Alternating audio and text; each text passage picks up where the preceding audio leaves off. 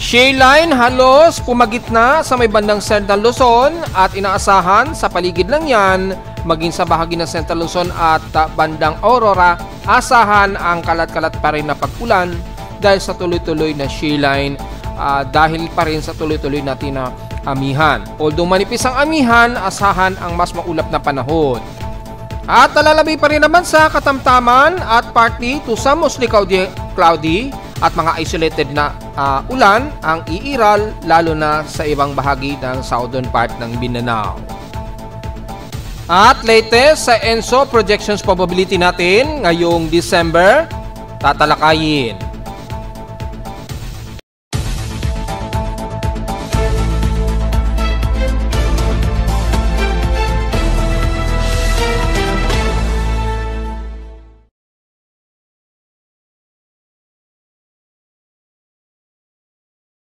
Hello, good morning mga folks. Welcome po muli sa ating daily weather bulletin at analysis para sa araw ng Miyerkules, December 10, 2025. Ang oras sa ating boss may maga ay alas 11:11 na ng umaga.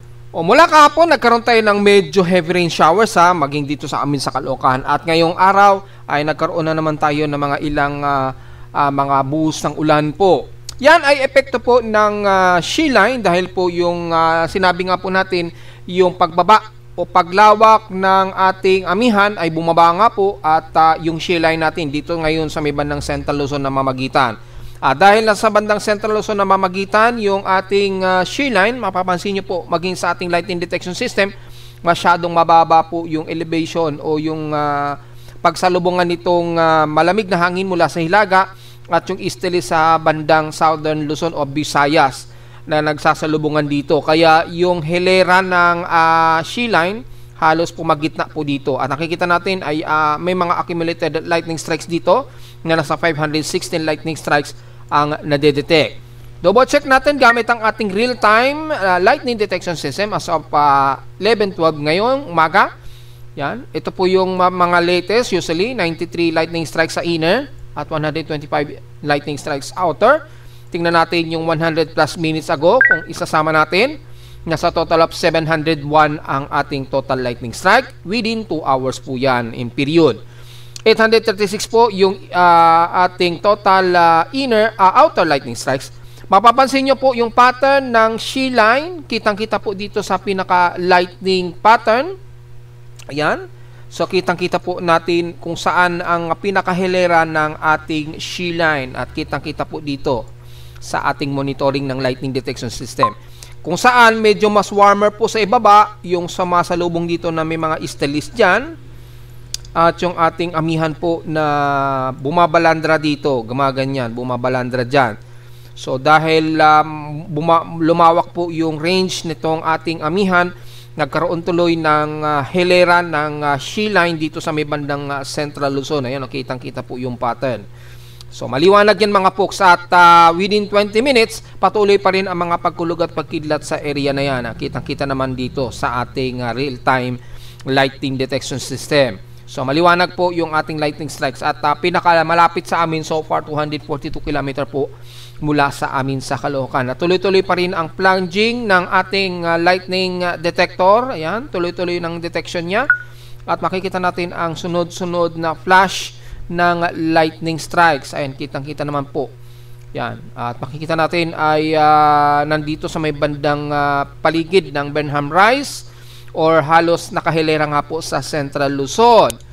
Yan. Tuloy-tuloy pa rin ang mga pagkulog at pagkidlat at na-redetect at tuloy-tuloy na nadedetect ng aking lightning detector. Ayan o. So, aktibo o napaka-aktibo po ng mga pagkulog at pagkidlat. At dahil po dyan, asahan pa rin tuloy-tuloy ng mga pagkulog at pagkidlat dito sa Metro Manila anytime po. Dahil mababa ang elevation ng ating shale line. So, umaabot sa atin sa Metro Manila, maging sa may bandang Central Luzon. Yan. Siyempre, hindi pa niligtas ang parte nga po ng bandang Calabarzon or bandang Bicol Region. Doon sa mga trough na yan. Ayan, umaabot pa rin at tuloy-tuloy pa rin ang mga pagkulog at pagkidlat. Ayan, tuloy-tuloy ang flashing. Ayan. O see, kitang-kita po yung flashing ng ating detector. Ayan. Nauunahan lang nung katabi natin sa bandang Makati at dito sa amin sa Caloocan, nauunahan ng computation. Pero mapapansin nyo po yung galaw ng pattern ng lightning strikes ay tuloy-tuloy pa rin. Ayun, napaka-aggressive po ng electric field ng lightning strikes dyan sa may bandang karagatan na yan. So mag-iingat po kung may mga pumapalaot dyan, lalo na although malayo lang masyado ito kung dito kayo sa may bandang sentro na yan, sa may bandang silangan ng Dagat Pasipiko sa northeast ng Luzon. Pero asahan sa paligid na yan ng bandang Isabela at Aurora region, malakas po ang mga pagkulog at pagkidlat. Ingat na lamang po kung mayroong papalaot sa area na yan. Sa atin namang Doppler radar, may mga water vapor pa rin na nagre-accumulate po. So, asahan pa rin ang mga tuloy-tuloy na mga kalat-kalat na scattered rain showers maging dito sa Metro Manila. Sa rainfall advisory naman, care of Pag-asa, nakataas sa Northern Luzon. Ang Nueva Vizcaya, kasama na po ang Aurora region. Yan, 2 to 3 hours po ang persisting, kasama na ang Quirino. Yan, nakataas po maging ang Isabela sa mga aasahan daw na pag-ulan po. So, ingat po at asahan po na more than 8 millimeters ang magiging total rainfall natin dyan. Sa ating current conditions, overcast, medyo windy tayo, gloomy at mostly cloudy ang umiiral dito sa amin sa Caloocan. Wala tayong binabantayan na aktibong low pressure area so far, wala. So, medyo kalmado naman ang ating bansa ngayon. Yung dalawang weather system lamang, yung ITCC at Northeast Monsoon, ang magiging concern na lang natin na magdadala ng mga pag-ulan-ulan po. Sa lowest temperature na itala, naka-weather station, kaninang 4:36 AM ay nakapagtala kami ng lowest of 23.9 degrees Celsius. Kahapon, highest na sa amin ang 29.1 degrees Celsius na highest air temperature. So, meaning patuloy na mababa ang aming heat index. So, hindi muna tayo magpo-forecast ng heat index forecast dahil tag-amihan na talaga tayo. At yun nga po, sa mga nagsasabi na yung peak ng ating amihan, usually, ay sa mga highest peak, mga susunod na 2 buwan po yan. Well, alos nito nga pong mga bago o kalagitnaan ng December hanggang mga January po yan, yan yung pinaka-peak natin na amihan. Diyan po yung talagang mas bumababa ang temperatura na natin. Na kumbaga sa Baguio ay halos bumibelow 10 degrees Celsius na. At sa bandang Atok Benguet halos nagpa 5 degrees Celsius na siguro o 7 degrees Celsius pababa yung lowest temperature dyan sa mataas na kabundukan sa bandang Benguet at Baguio. Sa atin namang PH 16 past 24 hours, nangunguna ang Catbalogan, well, sa pinakamataas na 34.5 degrees Celsius highest air temperature, at sa Baguio City naman ang lowest 16.8 degrees Celsius. So maginaw na talaga sa kanila. Yan, napakaginaw na dyan. So malamang balot na sa mga coat o jacket ang mga kababayan natin dyan sa bandang Benguet. At sa Inulan naman ang Infanta Quezon, nakatotal sila na 46 millimeters na total rainfall. Dito sa amin sa Caloocan, umulan kami, heavy rains. Kahapon, mabot ng 25.5 millimeters ang total rainfall kahapon. At ngayong araw, meron kaming 8.4 millimeter na total rainfall. Yan, so tingnan natin sa graph kung anong oras nagsimula yan. Kaya kahit tulog ang inyong lingkod, nalalaman natin ang oras ng naging pag-ulan. So sa precipitation, actually mula pa kaninang madaling araw nagsimula ang buhos ng ulan. Ayan, 12:39 AM po yan, tulog na po ang inyong lingkod yan. At lumakas ang buhos ng ulan kaninang mga alas 4 o bago mag alas 5 ng madaling araw. Dito na medyo lumakas yung buhos ng ulan. Ayan.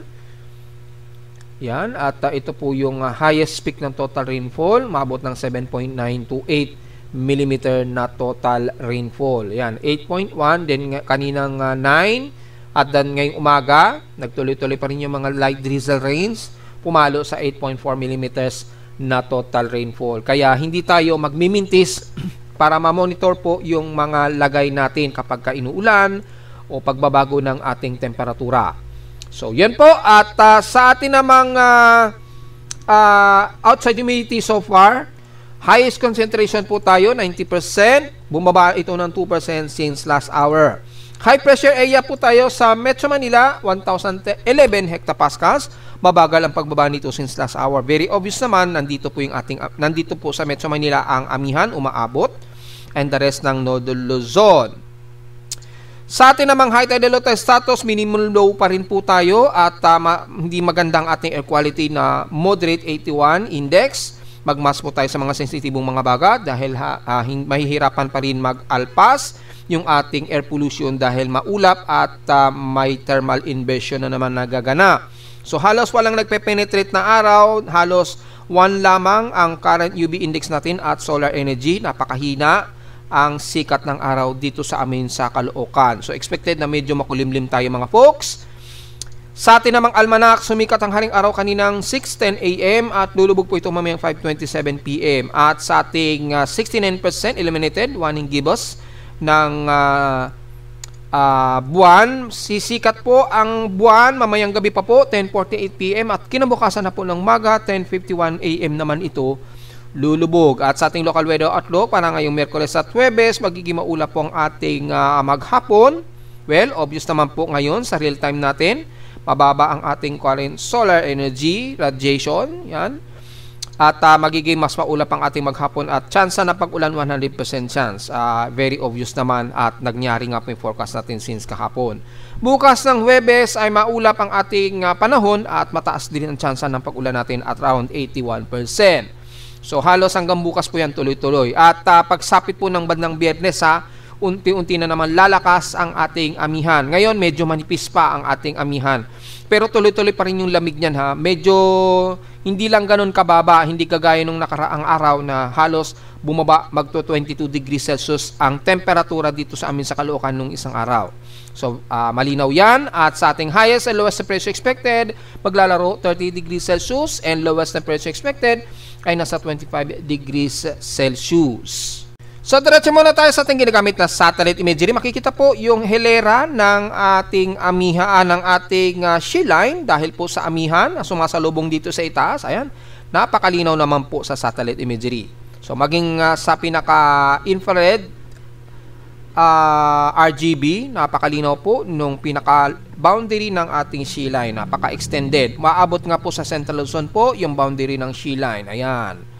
Yan. So, apektado po ng mga malawakan at kalat-kalat na pag-ulan ang parte po ng Central Luzon at ilang bahagi ng Aurora Region. Yan. Maging sa bandang Caraga area, Cagayan Valley. Yan. Sa may bandang Isabela. Ilang bahagi ng Central Luzon. Umaabot sa may bandang Pampanga. Yan.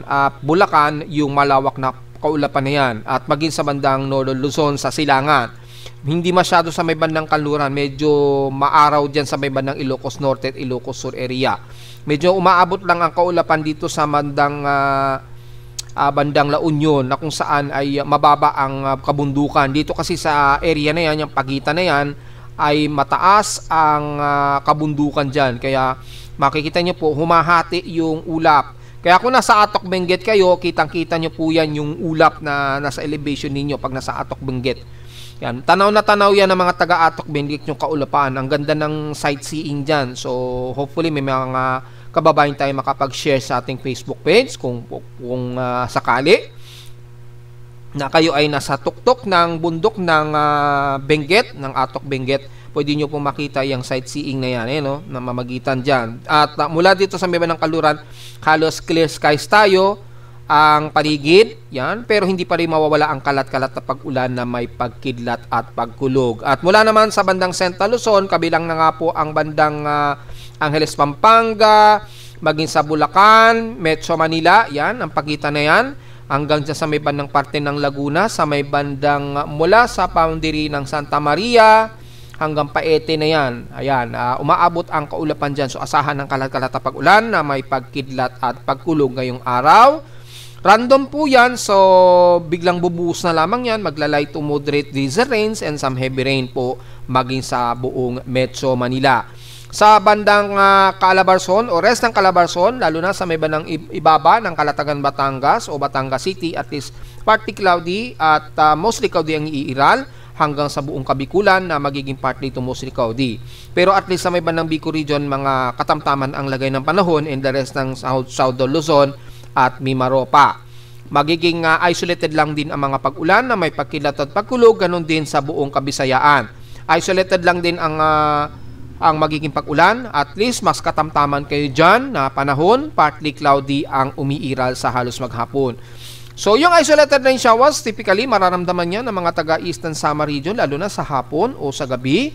At dito naman sa may bandang Leyte, ang most of Southern Leyte, ang magkakaroon ng mga isolated rain showers, at Bohol at Siquijor. Pero pagdating ng bandang Cebu o Negros Region at Panay Island, at least katamtaman ang halos sa paligid niyo dyan ngayong maghapon. Umulan man, siguro isolated rain showers lamang na nasa 30% to 40% chance of rain. Sa Mindanao naman, mostly cloudy ang halos buong Northern Mindanao at Eastern sections ng Mindanao. Yan, nagkakaroon ng accumulated. Pero generally, nagiging moderate ang panahon ninyo sa Mindanao area. Mas maaraw pa rin kayo dyan at medyo hot humid na panahon. Kalat-kalat din ang pag-ulan ng iiral sa ilang bahagi ng General Santos City, yan, sa ilang bahagi po ng Sarangani, o the rest ng south ng katimugan ng Davao Occidental. Magiging maulap din at isolated ang magiging forecast sa inyo dyan sa may bandang Davao de Oro o Compostela Valley at kalat-kalat tamang yan at hindi naman din agad tumatagal dahil lamang sa accumulated yan ng water vapor dito sa silangan dagat Pasipiko natin sa Mindanao. Hanggang sa Central Mindanao ay magiging mas katamtaman at nagiging fairly weather tayo paminsan-minsan. Pero generally, moderate ang lagay ng panahon, magiging maaraw at hot humid na panahon hanggang Zamboanga Peninsula na yan. Isolated rain showers pa rin ang mas iiral, kabilang na ang buong Northern Mindanao, mula Cagayan de Oro hanggang Agusan del Norte at Surigao del Norte. So, hindi masyado big case yung mga isolated na pag-ulan dyan ngayong araw. Hindi kagaya dito sa may bandang silangan ng Northern Luzon na kung saan nandyan nag-accumulate ang shear line, magiging mas mabuhos o malakas ang ating ulan sa maghapon na isolated and scattered rain showers. Kung titingnan natin mula sa gust, winds, and mean sea level pressure mula sa data feed ni Pag-asa sa kanilang WRF data, ay pagdating nga po ng weekend, unti-unting lalakas na naman ang ating amihan. Ayan, makikita naman po sa animation data. Yan, so kung ipopost natin, ito po yung pinaka-latest natin ngayon. Mapapansin nyo, medyo manipis.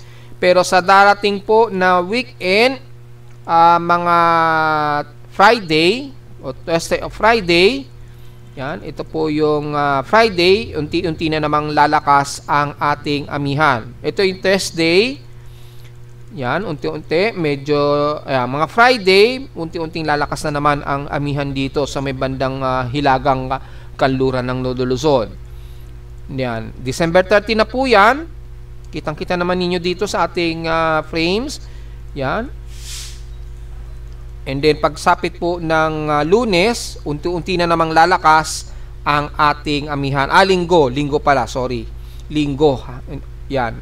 So mapapansin natin by Saturday, unti-unti nang lalakas, and then pagdating ng Sunday ay mas lalakas na uli ang ating amihan na naman. So dito po ay lalamig na naman o bababa na naman ang ating temperatura sa Metro Manila po. So be ready po pagdating po ng bandang Sabado at Palinggo po. Yan po, lalawak po yan, and then makikita natin yung daloy ng ating amihan, lalakas na naman yan muli.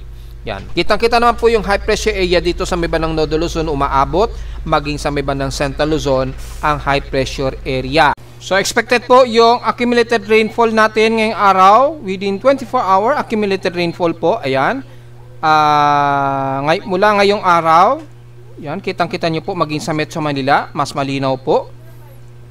Yan, at least mga ilang light to moderate rain showers ang naka-forecast. Yan, within 24-hour period po ito. So usually light to moderate showers kalimitan dito sa may bandang pagitan nga po ng Aurora region at Laguna area. Yan. Ulanin man tayo sa Metro Manila, typically ay isolated na mga light to moderate showers. At malamang gaya kahapon, possible ang mga heavy rain showers po. So ito po yung within 6-hour period. Yan, ito po yung magkakaroon ng mga isolated rain showers, probably forecast ng pag-ulan. Yan, within 6 hours to extended hanggang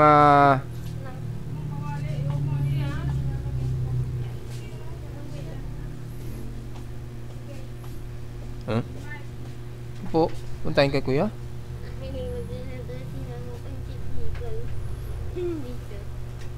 Dito? Tulungan mo pag nagpepe. Pupuntan sila ng gas eh.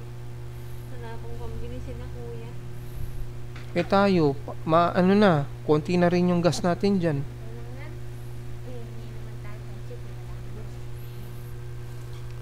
Yan, so makikita po natin ang accumulated rainfall, typically mga light to moderate showers, pero maramihan at tuloy-tuloy halos.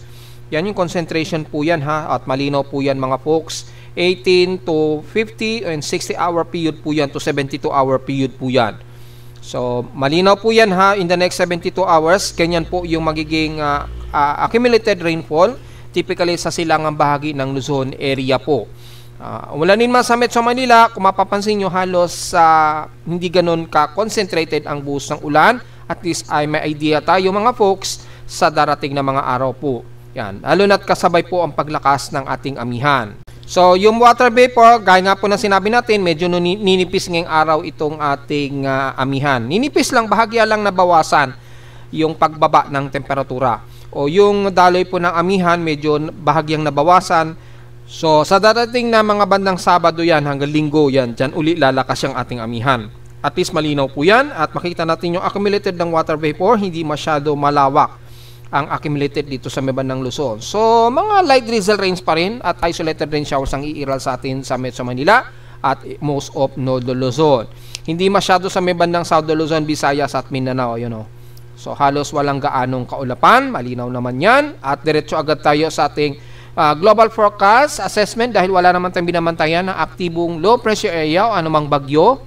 Mula sa West Pacific Basin, so far, ITCC sa may bandang katimugan ng Mindanao ang medyo umaabot. Yan.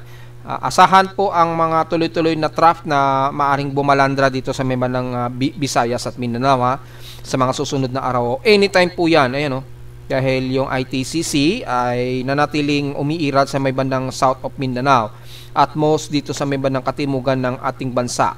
Yan dyan ngayong ITCC, kaya yung mga tropical wave usually dito nabubuo at yung mga low pressure area nasa may bandang southern hemisphere madalas may nabubuong low pressure area. At least malinaw yan. At sa hilagang bahagi naman sa halos wala. At malinaw naman sa ating traffic hazard outlook hanggang matapos po ang December, wala na nakikitaan na possible may mabubuo tayong bagyo sa West Pacific Basin natin. Kaya lang yung tsansa ng above average rainfall at least 50-50 na posible tayong magkaroon ng above average rainfall sa whole month of December. Mula naman sa ating tropical o global spectral model, makita natin ang malawak na amihan na ito at umaabot nga po halos bandang Southern Luzon according dito sa forecast. So wala tayong magiging komento at wala rin tayong magiging observation muna sa tropical wave so far. Pero again, malinaw po yung ITCC ay patuloy na nag-accumulate dito sa mamandang Borneo, Indonesian Peninsula, yan. So dyan lamang ang medyo mabababa ang atmospheric pressure. Sa West Pacific Basin natin, sa Pilipinas halos wala pa. Kaya wala tayong inaasahan o wala tayong binabantayan na anumang low pressure area o any tropical wave sa loob at labas ng bansa hanggang this weekend na po yan mga folks. So at least medyo yung ulan lamang na kalat-kalat ang magiging concern natin. At mula sa mga computer models, wala rin silang ipinapakita na anumang forecast na may posibleng may mabuong tropical wave dito sa atin sa silangan sa Dagat Pasipiko. So wala tayong magiging komento muna dito mga folks. Ayan. Yung pattern lamang ng amihan ang magpapairal ditong darating na weekend. Ayan, kitang-kita naman sa ECMWF yung ating shear line ang bumababa sa Southern Luzon po. Yan. So tuloy-tuloy lamang na mga kalat-kalatang pag-ulan lamang ang iiral natin hanggang sa susunod na linggo. So update tayo sa ating latest ENSO, El Nino or La Nina monitoring natin. So ito na po. At gaya nga po ng huli nating report nitong November, yung ENSO neutral nga po, likely magta-transition yan by January to March na po ng susunod na taon sa mga nagtatanong po. Ayan, 61% chance. At wala sa ating ENSO projections probability nga po para ngayong December, makikita natin hanggang ngayong December ay mag-maintain po yung ating minor La Nina. Yung minor na linya hanggang ngayong buwan na lamang. Then pagpasok po yan ng unang susunod na 2 buwan ng susunod na taon. So sa susunod na 2 buwan next year ay babalik na naman sa pagiging neutral ang ating ENSO. So dahil bababa sa pagiging neutral, magiging pantay po yung ating ENSO projections o yung sea surface temperature magiging neutral na naman po next 2 months ng susunod na taon. So hanggang ngayong buwan na lamang po ang inaasahan na season natin ng minor La Nina. So expectedly yan ay by January to March na nga po, inaasahan na magta-transition na naman ito sa pagiging neutral. So malinaw po yan at wala tayong nakikitaan sa ngayon after mag-neutral na magkakaroon na naman ng transcending ng anumang ENSO. So mag-update na lamang tayo sa susunod na taon kapag mayroon tayong latest projections probability. So medyo wala tayong magiging update sa susunod na taon dahil pagpasok po ng neutral ay walang extended forecast na ito ay magkakaroon ng bagong projection kay mag-La Nina man ito o mag-El Nino na naman. So wala pa naman so far. Pero kung pagbabasahin natin yung huling report ng ENSO plume forecast, ay dito magkakaroon daw ng threshold na magkakaroon ng La Nina. I-hide natin. Ayan. According dito sa dynamic average forecast ng ERI, makikita po natin dito is magkakaroon ng minor El Nino daw pagdating po ng February, March to April. Yan. Kaso ano na to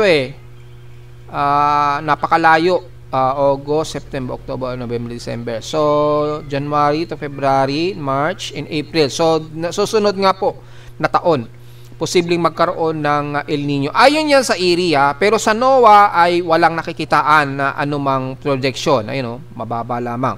At hindi umaabot sa threshold ng magkakaroon ng minor El Nino.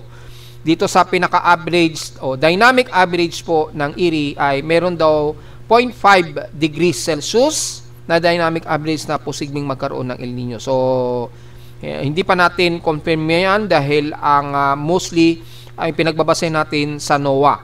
Yan. Tingnan na lamang natin kasi yung statistical average ay mananatili lamang sa pagiging neutral po. Ito, dynamic lang naman kasi yan. So, maaaring medyo erratic po yung forecast na yan kaysa sa pinaka statistical chart. Ito po yung pinaka statistical average. Yan. Papasok o magme-maintain lang siya ng pagiging neutral hanggang sa susunod na 3 buwan until March daw po yan. Yung statistical. So, maaaring ito'y magkapareho kay ENSO ng NOAA. Yan. So, malinaw yan mga folks ha. At ito po yung pinaka-dynamic niya. Antayin natin yung for the month of December kung magbabago pa po yung statistical dynamic data ng plume forecast nito. So, yan po. At titingnan naman po natin dito. Unti-unti ang forecast extension. Medyo nababawasan unti-unti yung pag-unveiling o pag-increase ng La Nina. Medyo nababawasan na siya unti-unti. So, babalik na naman siya sa pagiging neutral niya. Ito yung pagitan niya. Mapapansin nyo, medyo umaatras na naman yung range ng La Nina. So, mukhang papasok na naman uli sa pagiging neutrality nitong animation image na to. Ayan, ang huling record niyan, December 3 po ngayong taon. Mapapansin natin, mukhang umaatras yung blue color na ito at pumapasok na naman sa pinaka neutral range. So, yun po. Kitang-kita naman natin yung pinaka-data. So, abangan na lang natin hanggang sa susunod na taon kung magkakaroon ng panibagong projection. Pero sa ngayon, mananatili lamang itong nasa neutral sa unang 3 buwan ng susunod na taon. Samantala sa ulat lindol, kalmado naman ating seismograph. May mga ilang mahihina lamang kagabi ang mga paghihinig. Ayan malamang mga magnitude 3 siguro yan. Pero ngayong araw, so far, wala naman tayong nadetect na anumang active na mga pagyayinig. Siguro mga mahihina lamang base dito sa mga fluctuation na ito. Ayan, yung mga maliliit na yan, may mga ilang fluctuations yan. At mula sa data feed ni Pbox, kaninang madaling araw, wala namang naitala na kahit isang magnitude 4, pero tuloy-tuloy pa rin ang aftershock sa may bandang Bogo, Cebu pa rin. So, ganun po. At yung huling lindol sa may bandang Hokkaido, tuloy-tuloy pa rin yung mga aftershocks mula sa Hokkaido, Japan. Buti na lamang nasa dagat ito, pero naramdaman sa paligid nito ng Hashisoke, Hakodate hanggang Urakawa at Tomakomai. May napanood ako ng video na ang lakas ng pagyanig nila. So grabe, kahit nasa dagat yung epicenter, ramdam na ramdam pa rin yung intensity 5 na lindol. Yung intensity 5 yan, nagkaroon ng intensity 5. So, yun po. Buti hindi nagkaroon ng tsunami warning yung ating monitoring. So, yan po. At tuloy-tuloy pa rin yung mga aftershocks din dyan sa ng Hokkaido. At napaka-aktibo ng ating Pacific Ring of Fire. Yan, sunod-sunod po. At mula rito sa may bandang Fairbanks, Alaska. Fairbanks, Canada. Sorry. Yan, sa Fairbanks, Canada. Ito po yung sa Canada. At ito naman yung sa atin, sa Pacific. Ay tuloy-tuloy pa magalaw yung ating mga tectonic plates na naman. Kaya sa Pilipinas, maging alisto pa rin tayo kahit na wala tayong bagong magnitude 5 na naitala so far. Pero bibilangin natin yung total earthquakes natin ngayong araw gamit ang ating historical earthquake data. Tapos, tingnan natin yung month of December na total earthquake natin ngayon. Ang total earthquake natin ngayon ay 290 earthquakes na. 281 dito is magnitude 2.0 pataas. Siyam sa magnitude 4 and so far wala tayong naitalang kahit isang magnitude 5 so far ngayon. At medyo kukonti pa lamang yung ating magnitude 4.0. At dahil dyan medyo tipid-tipid na naman yung mga pagyinig, maging mas alisto po tayo lalo na sa may bandang paligid po ng Calatagan, Batangas, Ilocos Norte, Bogo, Cebu, Surigao Region at Davao Oriental. Dahil dito tuloy-tuloy pa rin yung mga cluster ng pagyinig. Kung pagbabasehan natin ang Bogo, Cebu ay 39 na po yung cluster ng lindol dyan. Dito naman sa may bandang Dinagat Island sa paligid 23, sa may bandang Tandag 19, at sa may bandang malapit sa Manay, Davao Oriental ay 18 ang mga clustered earthquakes. So tuloy-tuloy pa rin yung mga aftershocks dyan mga folks. At so far nasa total of 290 earthquakes pa lang tayo. Napakakonti. Hindi kagaya nung nakaraang buwan talaga. Ang dami kaagad ang nadagdagan. Maabot agad ng mahigit sa 500. Wala pang isang linggo yun.